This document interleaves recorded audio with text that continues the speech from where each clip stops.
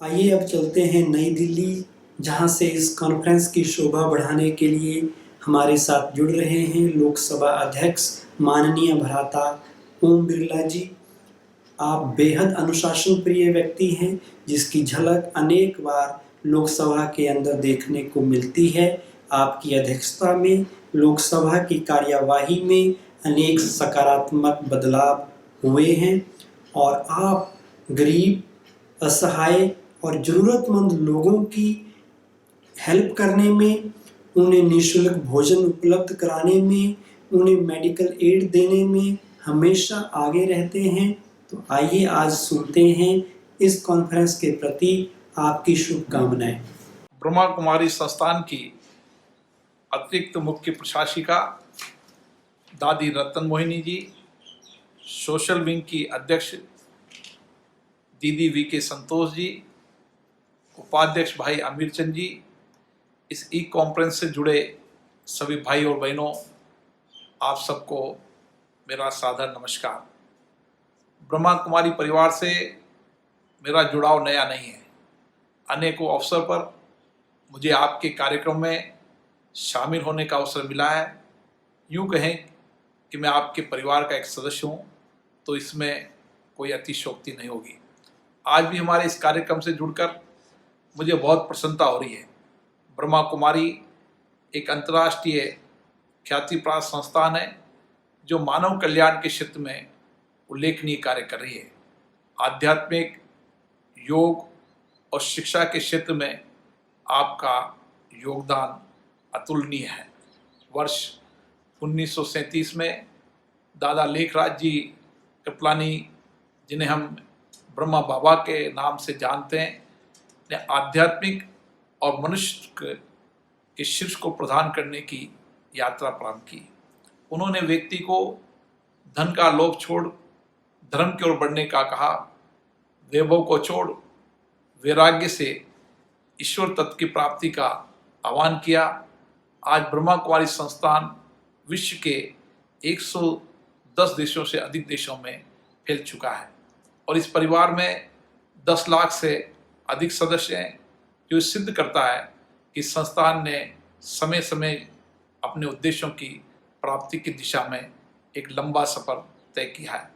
ब्रह्मा कुमारी संस्थान विभिन्न संस्कृति और पृष्ठभूमि के लोगों को अपने आत्मजीवन के और श्रेष्ठ स्वभाव के अनुरूप जीना और बेहतर भविष्य के निर्माण के लिए योगदान करने और प्रेरणा देने का काम करती है। आध्यात्मिक ज्ञान और चिंतन का आभास भी कराती है। आपकी शिक्षा के मूल में राजयोग है। राजयोग स्वयं को जानने या यूं कहें अपने आप को पुनः पहचानने की एक यात्रा है। राजयोग अर्थात भाग दौड़ भरी जिंदगी से थोड़ा समय निकालकर मन की शांति प्राप्त करने, आत्मनिरीक्षण करने, इस आधुनिक दुनिया में बाहरी आकर्षणों और दिखावों के चलते हम जिंदगी में स्वयं से इतने दूर निकल आए कि हम अपनी मन की शांति और शक्ति को भूल गए हैं। हम इधर उधर के आकर्षणों से फंसने लग जाते हैं, भौतिक सुख सुविधाओं की तुलना करने लगते हैं, जिससे हम तनाव महसूस करते हैं। धीरे धीरे ये तनाव हमारी मानसिक, भावनात्मक और शारीरिक स्वास्थ्य को असंतुलित कर हमें अनेक प्रकार के विकारों, दुर्व्यसनों की ओर ले जाता है। राजयोग हमारे मन के माध्यम से शरीर को स्वस्थ करने का एक तरीका है। आज विश्व कोरोना महामारी की चपेट में है। एक अदृश्य चुनौती के चलते मानव भय से ग्रस्त है और उसका भविष्य का मार्ग अनिश्चित प्रतीत हो रहा है। मेरे विचार में आज जिन चुनौतियों का सामना विश्व कर रहा है, उसके मूल में कहीं न कहीं मानव गतिविधियों से प्रकृति का हो रहा नुकसान, जलवायु परिवर्तन तथा हमारी सांस्कृतिक, आध्यात्मिक मूल्यों तथा पुरातन परंपराओं से दूर चले जाने का है। हमारे वेदों ने, हमारे धार्मिक ग्रंथों ने प्रकृति के महत्व को प्रतिपादित करने में हमें उसका सम्मान करने तथा उसकी शरण में जाने की सीख दी है। हमारी परंपराएं, हमारे रीति रिवाज का हमारा वैज्ञानिक आधार है। हमारा खान पान, हमारे शरीर का पौष्टिक प्रदान करने के साथ निरोगी भी बनाने का काम करता है। समस्याएं कहीं से प्रारंभ हुई हो, जब हमें इसमें दूर खोने लगे तो हमें भविष्य की चुनौतियों के लिए निडर बनना है। हमें योग, आध्यात्मिक परंपराओं, सांस्कृतिक मूल्यों की ओर लौटने तथा प्रकृति के संरक्षण की दिशा में सक्रिय प्रयास करने होंगे। योग हमें आंतरिक मजबूती प्रदान करता है और हमारी परंपराओं को सम्मान करने और संरक्षण के साथ साथ हमें एक शक्ति भी प्रदान करता है। वृक्षारोपण हो, प्राकृतिक संसाधनों का वैज्ञानिक तरीके से उपयोग हो, यह हमें नई सीख देते हैं। हमारा खान पान एक स्वस्थ शरीर का निर्माण करता है।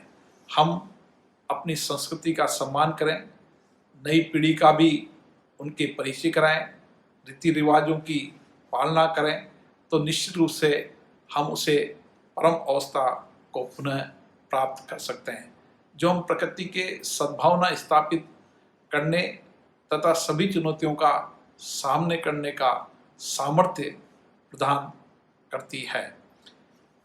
इसके साथ ही हम मानव सेवा के अपने संकल्प को पुनः दोहराएं।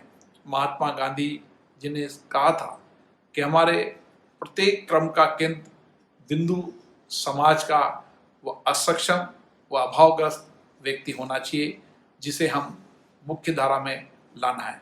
यदि हम उस अंतिम व्यक्ति के कल्याण का प्रयत्न करेंगे तो हम पूरे समाज का कल्याण करेंगे। हमारा संविधान, जो हमारे लोकतंत्र की आत्मा है, वह भी बहुजन हिताय बहुजन सुखाय की ओर सब कल्याण की भावनाओं को आत्मसात करता है। ब्रह्मा कुमारी संस्थान भी कहीं न कहीं इन्हीं उद्देश्यों की प्राप्ति के लिए प्रयासरत है और अनेकों सफलताएं प्राप्त कर चुका है।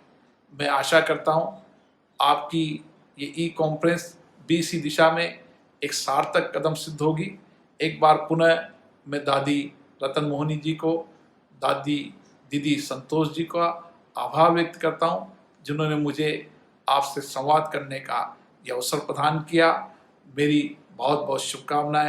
बहुत बहुत धन्यवाद लोकसभा अध्यक्ष माननीय भ्राता ओम बिरला जी। आपने इस कॉन्फ्रेंस के प्रति अपनी शुभकामनाएं देने के लिए समय निकाला, हमें बहुत अच्छा लगा।